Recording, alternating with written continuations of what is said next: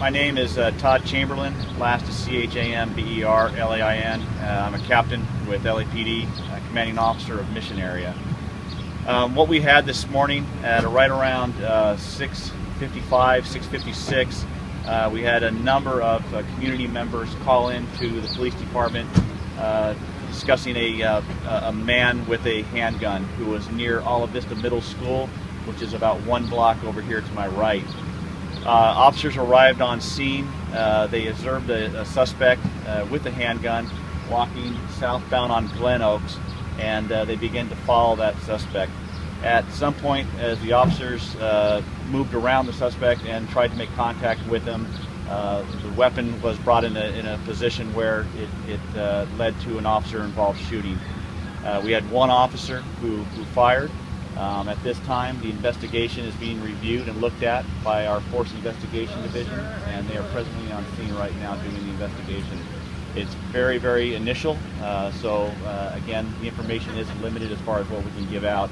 But what we know for sure is that there was an individual who was near a school that caused so much concern that a number of people in the community felt the need to reach out to law enforcement to have some type of intervention with this individual. Again, it's very, very early in the investigation, so we really don't know how long it unfolded. It seems like it was fairly quick, but you know, all I know is that the school is over this way, and the actual event occurred right over my shoulder here. So the period of time and the distance is very close, so it might have unfolded fairly quickly. What were the reports prior to that from the people calling in of his behavior with that weapon?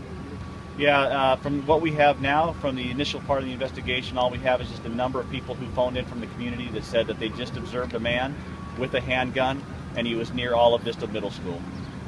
You said that when it led to the shooting, did he point it at officers at that point?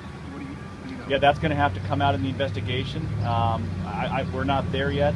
Force Investigation's not there yet. But as the day proceeds, we'll definitely supply you with that information as it becomes available. You have confirmed this is a real gun, not a replica or anything of that sort? Again, that we don't know.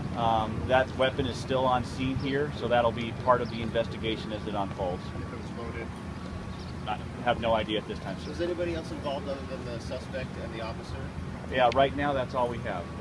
Like I said, the initial call that came out from the community was that there was just one male with a handgun near Ala Vista Middle School, and that appears to be what we have at the conclusion of this right now. What happened with the school? Did they go on lockdown? The school initially went on to a lockdown.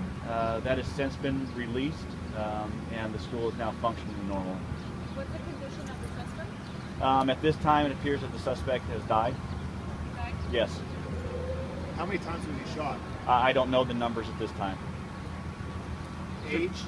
I don't have the age either. Again, the age span is very different, and so we're going to wait until the investigation gets a little bit more in depth until we give that information out. Did he appear to be intoxicated or anything of that sort? Yeah, at this time, from the initial part of the investigation, all we know is that he walked from the school with the handgun, and he started going southbound here on Glen Oaks, and that's all we really know. For this to happen at 7 a.m. when there's children? Well, I think that speaks volumes about the incident itself. The fact that, one, number of children around, the number of community members around at that time in the morning, the fact that the community felt very threatened by this, because that's where we got the initial calls, was from the community members. I think it's something that a tragedy could have been averted here. What is it that you have to wait for before you could take that force step? Well, obviously the officers have to make that determination based on what the suspect's actions are, and again, we're very early in the investigation, so that's going to have to unfold to find out what that actual officer felt, or what that situation unfolded in front of him or her. Any dash cam video? We do not have dash cam video now. Any other questions at this time? Yeah, just the suspect's demeanor.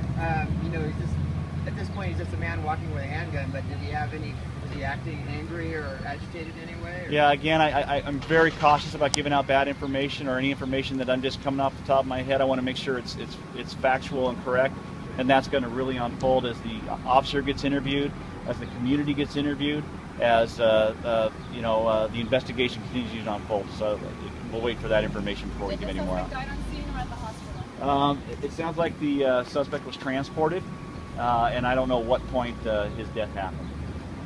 Did any of the residents identify who it was walking with the handgun, and have you had any prior altercations with it? Yeah, at this point there's been no identity of the suspect, but it was the community that called law enforcement to come up here. So I don't know what the relationship is to this area. I don't know what relationship it is to the school or this particular location right here, but that will unfold as the investigation happens. All right, thank you very much. You're going to have a media relations that'll be around here all day, so as more information comes out, you'll get it. Yeah, Spanish.